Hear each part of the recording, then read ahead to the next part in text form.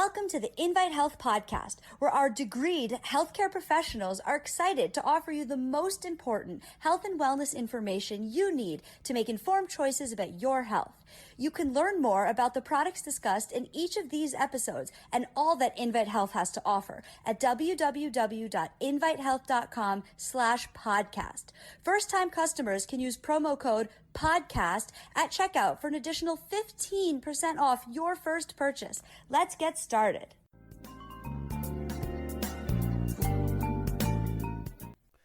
We humans are the only species on the planet that willingly give up our sleep. We don't prioritize our sleep.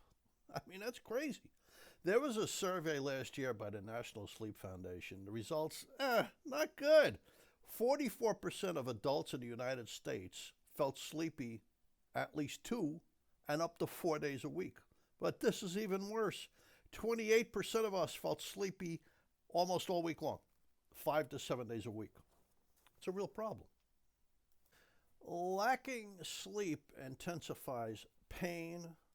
You're too fatigued to exercise, so you're gaining weight, and then your sugar's going up, and your blood pressure, and your uric acid, and your cholesterol, and your triglycerides, and all those bad things. But in the report, in that same report about sleep, that survey, many of these people, when they lack sleep, they were developing headaches, irritability. Yeah, of course, it makes you grouchy. Just generally not feeling well, achy and painy and tired. But this affects everything. I mean, sleep is critical. When you have a good night's sleep, it's easier to concentrate the next day. It's easier to exercise. It's easier to play a sport. You're more productive at work. Your immune system works well. Your memory, it's really important for your memory. We'll go into this. So typically an adult requires 7 to 8 hours of sleep nightly. There is some individual difference, like some people actually require 9 hours a night. Over the course of this episode, we're going to cover a bunch of things. So welcome to our episode, Sleep is Sleep, right? Wrong. So we're going to cover how to sleep better, what sleep actually accomplishes for us, so why we should not ignore it, why we need to prioritize sleep, and what supplements can help. So what can you do to sleep better? I want to thank you for tuning into today's episode of the Invite Health Podcast. My name is Jerry Hickey.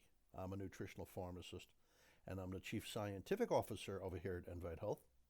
Now, you can find all of the episodes that we do for free wherever you listen to your podcast, or just visit invitehealth.com/podcast. Please subscribe and please leave us a review. I'd love to know how we're doing. You can follow us on Facebook, Twitter, and Instagram at Invite Health, and the information on this episode is linked in the episode description. So let's get going. I read this great article on Jeff Bezos on my cell phone, when you go into the news section. And he's a sharp guy. I mean, he really put it straight. He has a sleep schedule. He prioritizes it because he says he feels much better. He gets a lot more accomplished when he gets a good night's sleep. So he set up a schedule. He gets to bed at 10 and he gets out of bed at 6. And that's really good because when you set up a schedule and you stick to it, you reinforce your circadian rhythm. Your circadian rhythm is really important for your immune system. I'll go into that in a little while. It's really important for your memory. It's really important for building bone. It's important for everything.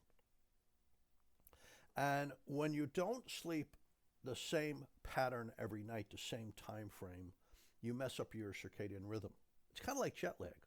For instance, when young people go out late Friday night and late Saturday night, they actually have jet lag. They're messing with their circadian rhythm. So the circadian rhythm is really unbelievably important. It breaks down when you don't have a sleep pattern, like a sleep schedule, I should say, and it breaks down as you get older. So we'll go into that. There were things that help that. So how do you get better sleep? First of all, your body likes to be cooler at night. You're supposed to become cooler at night.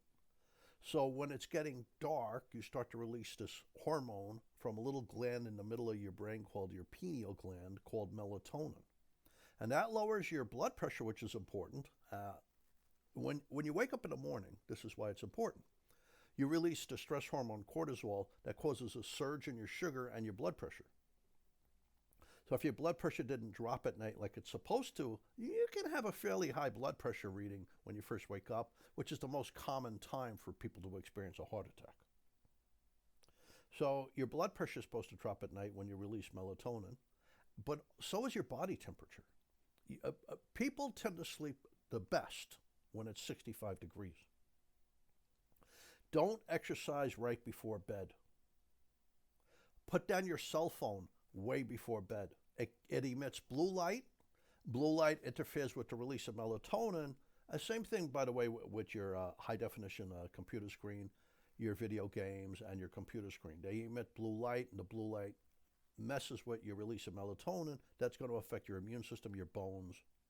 That's going to affect your night's sleep. That's going to affect a lot of things. Obviously, no caffeine before bedtime. There's caffeine-type things in chocolate, so that's not a good idea.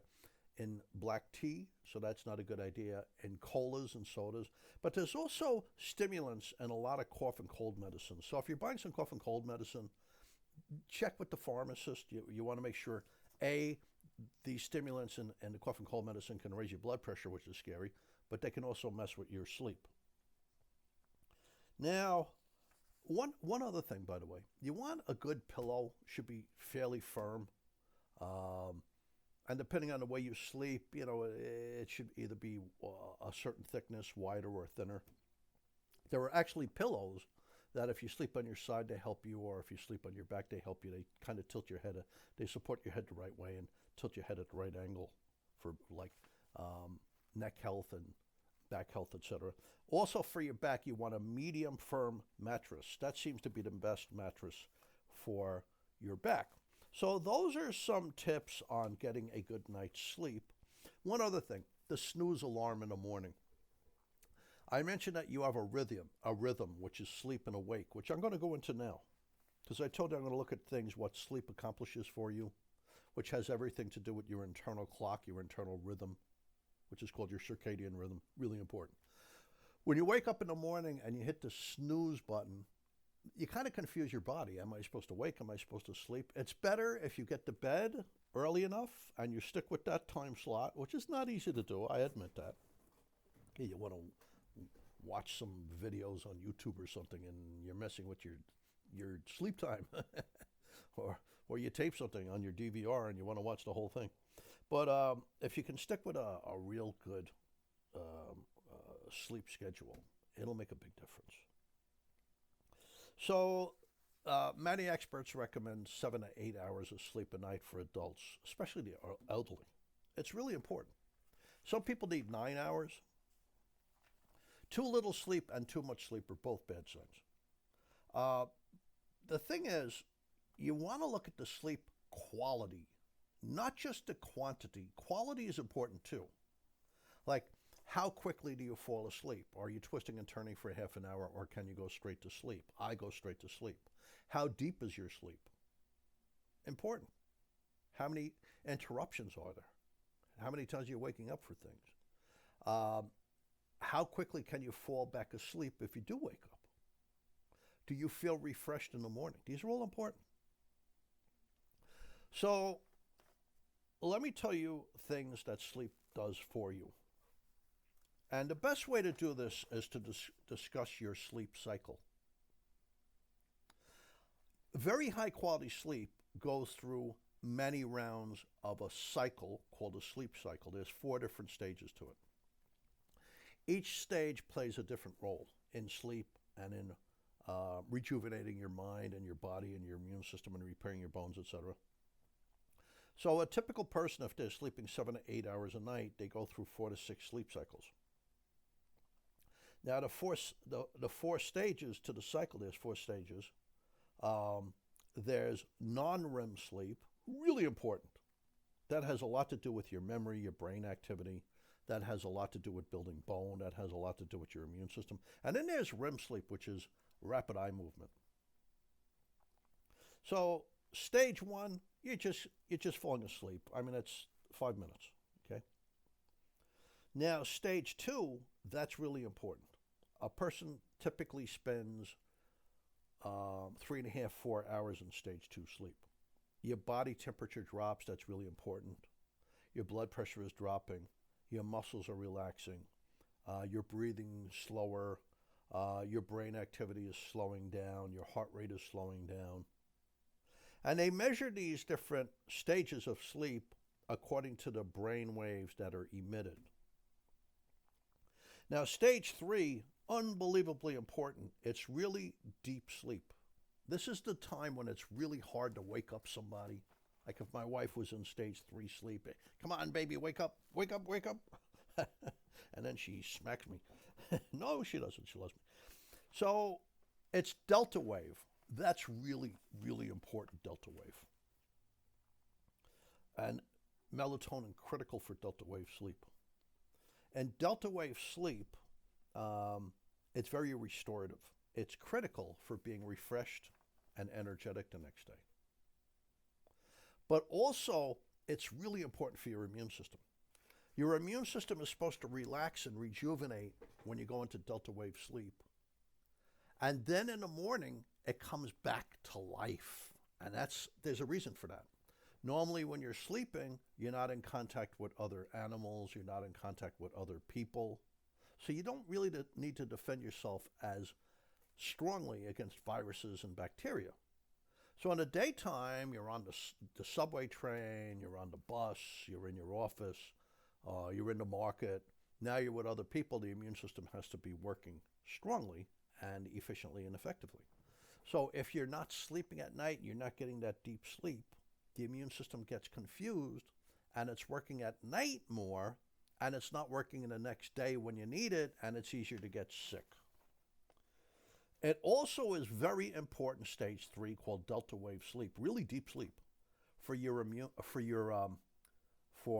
memory. In the daytime, when you learn something, like hopefully right now, you store that information in a temporary repository, a temporary storage site. It's called your hippocampus. When you go into deep sleep, you take those memories and you shift it into the long-term memory sites. There's flares of energy coming out from the part of your brain involved with memory. So most of you is really deep asleep, but not the part where your memory takes place. There's flares of energy emitting from the cells in your hippocampus, and you're shifting the memory to long-term storage sites. Otherwise, you forget it. So it's really important for memory, but it's also important to unload the memories. Because if you don't unload the hippocampus, the vulnerable temporary storage site for your memory, it gets clogged up, and the next day it's hard to learn new things because there's no space for it. Because it's the hippocampus where you're just shoving things in for that day. At night, you're supposed to unload it and shift it to the long-term storage. Now, something else happens when you're sleeping deeply. You're releasing nerve growth factors, like brain-derived neurotrophic factor. It's one of many. And this literally takes progenitor cells, stem cells, and creates memory cells out of it, brand new memory cells. It's important. The day before you lost a bunch of memory cells, now you have to replace them at night. And they show that young people can replace 600 to 700 new memory cells every night. This starts to fail you when you get older. You're releasing less and less of these nerve growth factors. So you're replacing fewer and fewer of the lost memory cells. So it adds up very quickly. If you can make 600, 700 new memory cells every night, that's a lot of memory cells over the course of a year. But if you're older and you're making far less, eventually there's a tipping point. You're losing more memory cells the day before than you're replacing the following night. And eventually it's going to affect your memory. Now, there are ways to help that. If you're not sleeping well, get on melatonin. It'll get you into these deeper stages. That's critical. There's less lag time for falling asleep. I mean, when MIT, Massachusetts Institute of Technology, arguably one of the best research institutions on the planet, when they looked at the studies on melatonin, it helps lag time. You fall asleep quicker. It helps to make the sleep deeper, more refreshing. And it helps to increase the length that you sleep. And this gives you a greater likelihood of creating more memory cells. And two things have been proven to help the release of nerve growth factors for you to create new memory cells when you sleep at night. One of them is the mineral zinc. The other one is a well-absorbed turmeric, like our biocurcumin or our curcumin complex, or the curcumin that's being researched at UCLA. These have a lot of research behind them that they literally get into your brain pretty easily. The well-absorbed curcumins, not regular turmeric, it's poorly absorbed. They get into your brain really easily, and they trigger the release of brain-derived neurotrophic factor at night. So you create more memory cells. That's called cognitive reserve. So even if there's some damage in the brain, like the damage to plaque building up like you see in Alzheimer's disease, or even if there's some depression, these new cells are not touched by the plaque. These new cells are not tainted by depression. Your mood will lift, and it's going to help protect you from losing memory, even if you already have some of the plaque in your brain that's associated with Alzheimer's disease. It's called cognitive reserve. It's a very important concept. And it's a theory. It's not a hypothesis. It's been proven. It's important. A hypothesis is like an idea, and then you have to prove it with studies. When you prove it twice, it becomes a theory. It's the real thing. So in any event, also, when you're in these deep sleep, you're building bone. That's why they show studies of older women, postmenopausal women, older women who've lost bone. They have osteopenia or osteoporosis. So osteopenia, if you lost some bone, it's getting hollowed out a little. There is an increased risk of a fracture there, like a hip fracture or a spinal fracture. Osteoporosis is a more severe stage of that, where there's a bigger risk of a hip fracture or a spinal fracture. They've shown that certain nutrients, of course calcium, vitamin D, but also the mineral magnesium, also vitamin K, and also melatonin, and a mineral called strontium. We speak about strontium in a different podcast episode. It's interesting. They really build bone. They've done studies with just melatonin, reversing bone loss in women with osteopenia. Very good research. So you need to sleep for building bone. You need to sleep for your immune system. You need to sleep for your memory. It's very, very important. So cognitive function depends on sleep. That REM sleep, by the way, it's interesting. That's when your body kind of stiffens up, but not your eyes and your breathing muscles. Your body becomes like paralyzed. That's the point when some people are waking up, and it's really scary. It happened to me once. You're waking up, but you're paralyzed. It's very strange because you came out of REM too quickly. So the body becomes paralyzed, but not the eyes, and not obviously not your breathing. But that's when you really get the dreams. That's when you get the dreams. They're most vivid and the most often. But you need to sleep also for your brain function. So sleep is important. I mean, you want to have a consistent schedule. You want to exercise. That's good for the immune system and it helps you sleep, but you don't want to exercise too late. That'll disrupt your sleep because you're releasing stress hormones when you exercise. That'll keep you awake. So you want the exercise. It helps you sleep, and it's good for your brain, and it's good for your heart, etc. But you don't want it near sleep time. You want to shut down all the blue light stuff like your cell phone, all those little lights around your house that you see in your bedroom, like your cable TV. You don't want any of that light pollution. Your TV screen, your computer, your video games, because they're going to lower the release of melatonin. You want a good mattress and a good pillow. Like I said, a medium firm mattress. You want to do all those things, and you really want to be on a schedule. So despite that, and also, what are the bad things that affect sleep? Well, alcohol. When you first drink alcohol, it does weird things. Like at first, alcohol makes you feel warmer, but then your body gets cooler. It's kind of like the things that happen initially when you drink alcohol reverse themselves soon after. So when you first drink alcohol, your body heats up, but then it feels cooler. The other thing is when you first drink alcohol, you get sleepy, but then you wake up prematurely, like 2 a.m, and you can't get back to sleep. So you don't want to drink alcohol, sadly, before you sleep. Everybody enjoys a beer or a glass of red wine, but don't overdo it. You want to shut down all those blue lights. You want to avoid any stimulant, including what would be in your medicine, your cough and cold medication. Those are all important. There are nutrients that can help you sleep. The mineral magnesium, very interesting mineral. It does hundreds of things in the body, and about 70% of Americans do not get sufficient magnesium in their food, according to the NANES surveys by the government. 70% of Americans do not get sufficient magnesium. I'll tell you a couple of things that magnesium does. Magnesium relaxes your muscles. So some people with muscle cramps, you give them magnesium, it can really help them. Magnesium is needed in the daytime to stabilize your energy as magnesium ATP.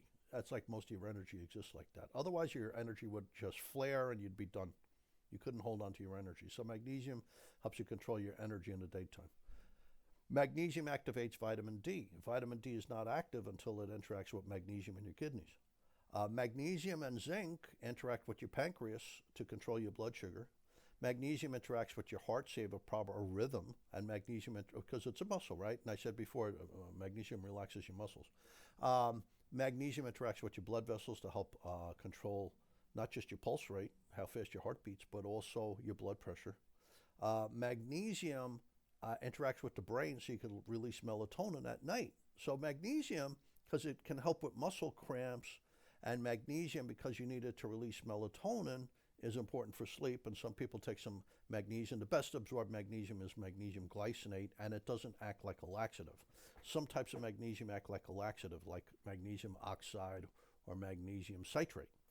But magnesium glycinate doesn't tend to have that laxative effect, because not everybody needs that.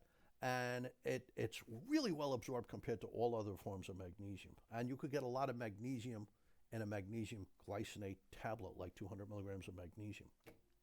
A second thing that can help you sleep, L-Theanine. L-Theanine comes out of the tea plant. I love L-Theanine. It calms you down in the daytime and then helps you focus. It even helps creativity at 100 milligrams at a time. But at night, if you take a little bit extra, it gets all the noise out of your brain and you can sleep better. So for instance, sometimes I'm woken up, I sleep really deeply. But once in a while, my wife wakes me up, or my two little dogs, and it's 3 in the morning. All of a sudden, I start thinking about my radio programs and the podcast episodes I have to do. My brain's running at full speed. I'll take 2 or 3 L-Theanine. Within 5 or 10 minutes, I'm back asleep, and there's no hangover from that. So if you wake up prematurely and you start thinking about work and all, and your brain gets too excited, have 2 or 3 L-Theanine. You'll be able to go back to sleep. It's not dangerous to use. It comes from the tea plant, and it's safe. But yet the next morning, there's no hangover. It's easy to wake up. Another thing, of course, you could take is melatonin. 3 milligrams of melatonin is good for bone building. 3 milligrams of melatonin is good for the immune system. 3 milligrams of melatonin is good for your blood pressure at night, so it could drop appropriately, and for your body temperature at night, so it can lower itself so you could sleep better. But the thing is that the amount of melatonin you need varies from person to person. Some people need 3 milligrams. Other people need up to 10 milligrams. It really varies. So you have to toy with that to see what's the best thing. Start at about 3 milligrams and see how you do. Besides melatonin, CBD. Another name for CBD today is hemp, the hemp plant. CBD does not make you stoned like marijuana. It's a different thing totally. It's very good for stress.